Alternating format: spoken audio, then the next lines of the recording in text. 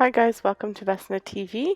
Thank you so much for stopping by. In today's video, I will be sharing with you two tabletop Christmas floral arrangements. So every winter I put together a whole bunch of fresh arrangements all around my house. I love the smell of the cedars and I love putting them together. It's a thing that me and my sister do every single year and it's a lot of fun. We do some outdoor pots and some indoor pots. So for this one, what I'm doing is I have this glass boat type of vase, and I'm just putting the floral foam, I've wet it so that it's soaked up some water, and I'm taking my cedar branches and I've cut them to size. I kind of want it to be hanging over top so it looks like a nice long cedar arrangement. And I figured this would keep it fresh for a long time. I like to have them out for several weeks. I actually made this a couple weeks ago, so I've had it out for a little while. And then I just arrange the branches like so. I always do the long branches first, kind of to fill out from the outside, and then in the middle I'll put different kinds of branches, something that's maybe a little bit more expensive or something that I don't have a lot of. So for example, this one, there's a few that I have with berries, so those ones I'm going to have in the middle so they kind of stick out and show a little bit more because I like those berries. Now this I actually got from my sister's tree.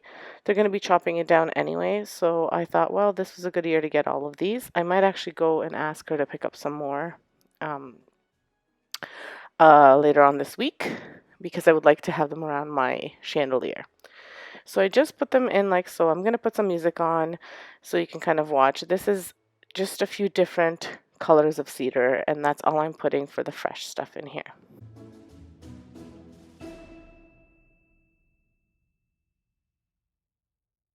So after I arrange my cedars, I have these pine cones, and I'll link the video in here as well, that I created for garland, and I had some extras. So basically what I did was there's Epsom salts in them, and I did this because I have kiddos and I have a cat, and I wanted to make sure that in case they fall on the floor or something, it's not poisonous like the glitter or whatever. It's not the best for the pets especially. So I'm just arranging them. I'm not hot gluing them or tying them. I'm just arranging them in the vase itself, like on top of the cedar, in between the cedar. This will sit on my formal dining room, so I'm not going to be moving it around too much. If you were going to put it in a spot where you need to move it around, it would be a little bit difficult because it hangs out, but I mean it's doable. I would just maybe secure these with, if you just put a little floral wire at the bottom, and you can kind of attach them that way. Then I have these little frosted pine cones as well. So I'm going to add these little ones in here too. This is going to be a very natural with a little bit of red looking arrangement.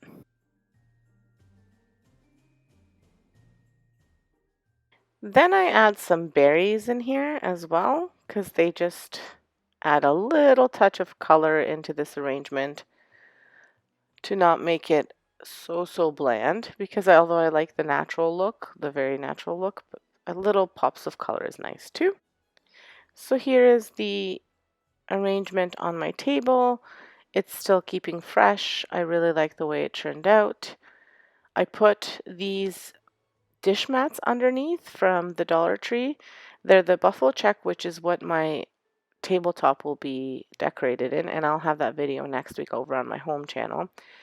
And I put the dish mats there because they're a little bit thicker, so in case for whatever reason I spill some water, it doesn't get on my table. I'm being very careful because I'm not moving this, so I don't want, to move it at the end of the season and see this big water stain. So be very careful when you do have these arrangements, because sometimes water gets out and you don't notice, and then it could ruin your furniture. So be very careful. And I've also added these gold cones that I got many years ago at a store. It was closing down, and I thought they just added a bit of height, because you do want to put some height. You could put candelabras if you don't have something like this, but that's what I chose to do. So again, a really simple DIY arrangement, and this could go anywhere. It could go in front of your fireplace, on a table, anywhere. Love these. The smell is amazing. Now let's move on to my second arrangement. Just before we do that, I wanted to share my channel with you in case you haven't been here before and found me by chance. I do lots of rustic type of DIYs. Anything that's budget friendly, farmhousey, rustic, I do on my channel. So make sure you stick around. If you haven't subscribed, subscribe, hit that notification bell so you can see more of my videos.